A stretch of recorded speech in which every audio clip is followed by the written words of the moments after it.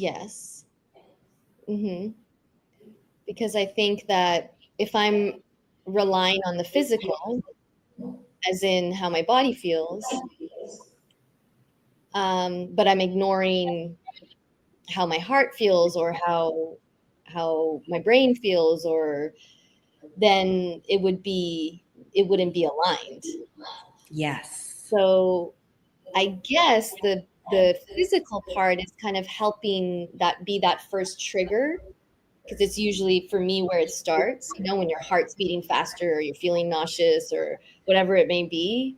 And then I think taking a pause, which would be, I guess, Mm. the mental part, to then be able to feel through it, and then trusting, which I guess is would be for me the spiritual part of it, just having faith.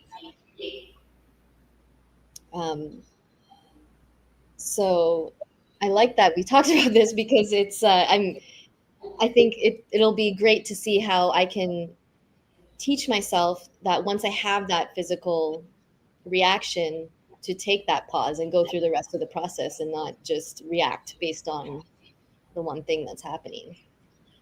Yeah, I want to share what's coming forward for me. I'm thinking about Joe Dispenza and his work. Are you Mhm. familiar with him? Yes. Yeah, well, he talks about how the body has become the mind. And, I can really relate to this as an avid meditator. And, I always want all my clients to start a meditation practice because I've just experienced profound benefits from meditation in my own life. And so I'm a big advocate for it. I want everybody to do it.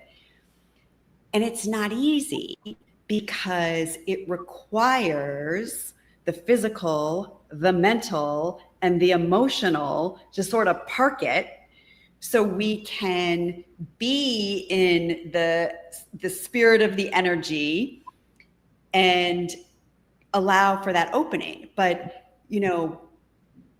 my body is like, oh, your foot's asleep, or my mind is like, what are we having for dinner? So I bring this forward just for our awareness that it really, I love that you're going to start with the physical. And that's sort of like how you're training yourself to come back to you and to turn your attention inward. And there's also this opportunity to flow through the wholeness of your being.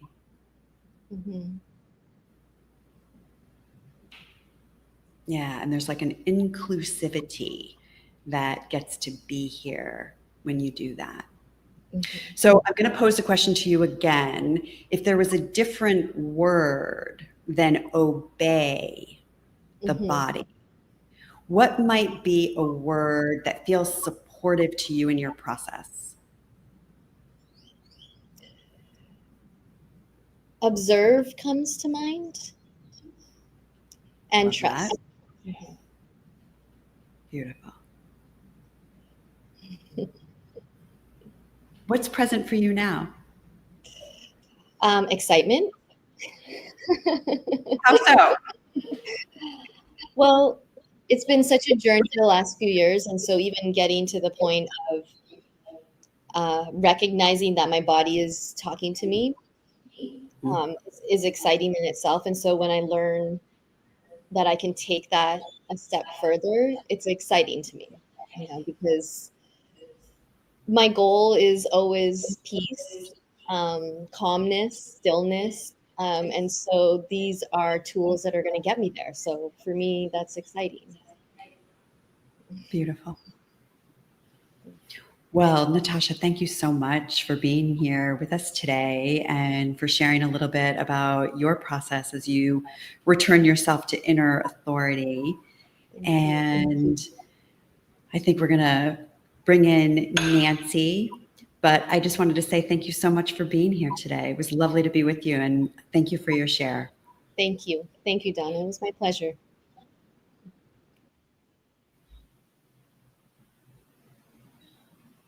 Nancy, hello. Hi, Donna. Thank you so much for having me. Hello, hello. Yeah, welcome. So happy to be with you. Yes. So, we're talking about inner authority. And, I am here to serve you in whatever way feels aligned for you. So, tell me a little bit about what's going on for you.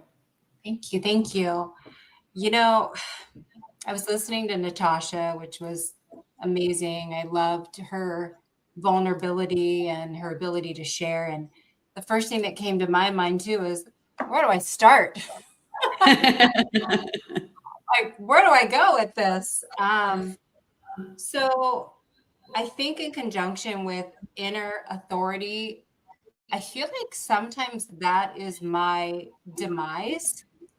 Mm, Uh, so let me kind of figure out how I want to explain this, which I think is going to be something that a lot of people do. I feel like I'm always having this internal fight with myself. I feel like the inner authority is telling me what to do. I'm trying to listen, but then I'm not following my own instruction, and then I try to go back to it.